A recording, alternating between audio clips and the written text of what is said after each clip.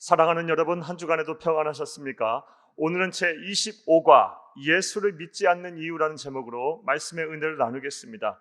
여러분 가지고 계시는 구역공과 130페이지를 펴시고 함께 읽어가면서 은혜를 나누겠습니다. 나눌 말씀은 요한복음 5장 30절에서 47절 말씀이고 외운 말씀은 히브리서 11장 1절입니다. 읽겠습니다. 믿음은 바라는 것들의 실상이요 보이지 않는 것들의 증거니. 아멘. 자, 읽겠습니다. 예수님이 안식일에 일하지 말라는 율법을 어겼다는 논쟁이 일어나자 예수님은 당신이 하나님과 동등한 그의 아들이자 생명의 주인 최후의 심판자임을 직접 밝히셨습니다. 이어서 이를 뒷받침하기 위해 몇 가지 증거를 제시하셨습니다. 먼저 세례 요한의 증거입니다. 내가 만일 나를 위하여 증언하면 내 증언은 참되지 아니하되 나를 위하여 증언하시는 이가 따로 있으니 나를 위하여 증언하시는 그 증언이 참인 줄 아노라. 너희가 요한에게 사람을 보내며 요한이 진리에 대하여 증언하였느니라. 요한복음 5장 31절에서 33절의 말씀입니다. 또 하나의 증거는 바로 예수님이 행하시는 사역들입니다. 내게는 요한의 증거보다 더 큰 증거가 있으니 아버지께서 내게 주사 이루게 하시는 역사, 곧 내가 하는 그 역사가 아버지께서 나를 보내신 것을 나를 위하여 증언하는 것이요. 요한복음 5장 36절 말씀입니다. 나아가 절대 진리인 성경도 예수님이 하나님의 아들이자 참 생명을 주시는 분이며 최후의 심판자임을 증언하고 있습니다.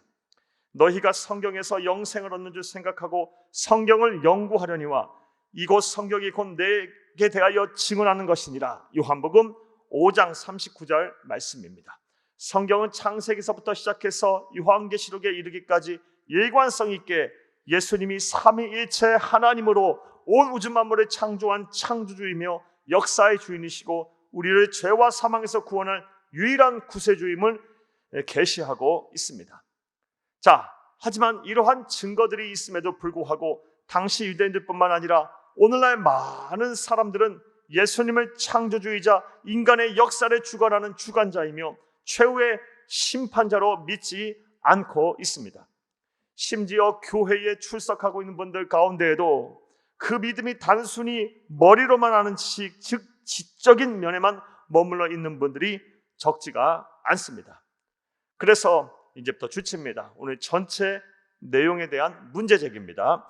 예수님께서는 왜 사람들이 예수님에 대해 말씀과 증언을 보고 듣고도 믿지 아니하는지 그 이유에 대해 설명하고 계십니다. 그렇다면 그 이유가 무엇일까요? 첫째로 주치면서 함께 읽겠습니다. 믿을 의지가 전혀 없기 때문입니다.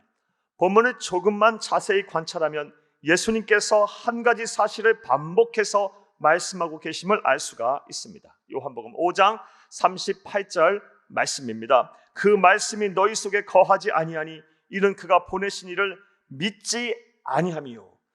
요한복음 5장 47절 말씀입니다. 그러나 그의 글도 믿지 아니하거든 어찌 내 말을 믿겠느냐 하시니라. 당시 유대인들은 애초부터 예수님을 그리스도로 믿으려는 의지가 아예 없었습니다.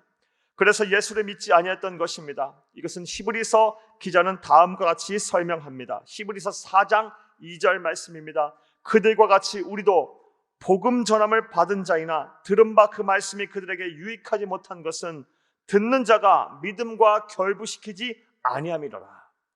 이제부터 주치입니다. 복음을 들었음에도 불구하고 구원을 받지 못하는 이유가 말씀을 많이 들었지만 믿으려는 의지가 없어 들은 바를 믿음과 결부시키지 아니하였기 때문이라는 것입니다. 까지 조리칩니다. 우리는 종종 믿음을 이해의 문제라고 생각합니다. 하지만 성경에서 말하는 믿음은 주칩니다. 의지의 문제입니다. 이제부터 과로합니다. 첫 번째, 대지에 대한 구체적인 실천 사항입니다. 여러분이 보고 듣고 아는 바를 믿음과 결부시키려는 의지적인 노력을 하시기를 바랍니다. 하나님의 말씀으로 내 인생을 변화시켜 보겠다, 하나님의 음성을 듣고 그 능력으로 세상을 이기며 살겠다는 각오를 하고 강한 의지 속에 노력하시기를 바랍니다. 까지 과로합니다. 그리하면 하나님이 여러분에게 찾아오셔서 위로가 필요하다면 위로하실 것이고 용기가 필요하다면 용기를 주실 것이며 세상을 이길 힘이 필요하다면 아낌없이 그 힘도 주실 것입니다. 무엇보다 세상이 줄 수 없는 기쁨을 주시고 남이 못 보는 하나님의 영광스러운 세계를 보게 하셔서 강한 확신 속에 하나님의 나라를 향해 전진하게 하실 것입니다. 또 예수를 믿지 않은 이유가 무엇일까요? 둘째로 주칩니다. 하나님보다 세상을 더 의지하고 두려워하기 때문입니다. 본문을 보면 예수님께서 사람들이 예수를 믿지 아니하는 이유가 하나님께로부터 오는 영광을 구하지 아니하기 때문이라고 말씀하십니다. 요한복음 5장 44절 말씀입니다. 너희가 서로 영광을 취하고 유일하신 하나님께로부터 오는 영광은 구하지 아니하니 어찌 나를 믿을 수 있느냐. 여기서 영광으로 번역된 헬라 원어는 독사이며 그 뜻은 판단과 평가입니다. 그리고 거기에서 파생된 뜻이 바로 판단과 평가 후에 주어지는 유익, 도움입니다. 이런 언어적 의미를 충분히 살려 44절을 다시 번역하면 너희가 사람들의 판단과 평가만을 의식하여 그들이 주는 유익과 도움에만 관심을 두고 하나님이 행하시는 판단과 평가를 두려워하지 않으며 그의 도움을 바라지 아니하니 어찌 예수를 믿겠느냐입니다. 자, 이제 주칩니다. 눈에 보이지 않는 하나님보다 당장 눈에 보이는 세상을 더 의지하고 두려워하니 예수를 믿으려 하지 않고 믿더라도 하나님이 인정하시는 참된 믿음을 갖지 못한다는 것입니다. 세상 만사는 사람이 아니고 환경도 아니며 사건 사고도 아니고 무력 재력 지식을 가진 존재도 아닌 오직 전지전능하신 하나님의 손에 달려 있습니다. 따라서 주칩니다. 우리가 의지하고 두려워해야 하는 대상은 오직 하나님이십니다. 예수님께서 이걸 말씀하셨습니다. 마태복음 10장 28절 말씀입니다. 몸은 죽여도 영혼은 능히 죽이지 못하는 자들을 두려워하지 말고 오직 몸과 영혼을 능히 지옥에 멸하실 수 있는 이를 두려워하라. 그러므로 자, 이제부터 괄호합니다. 두 번째 대지에 대한 구체적인 실천사항입니다. 이제 살아계신 하나님, 내 삶의 주관자, 내 생명의 주인, 인간의 모든 문제의 답을 가지고 계신 지혜자인 예수님을 의지하고 그를 두려워하시기를 바랍니다.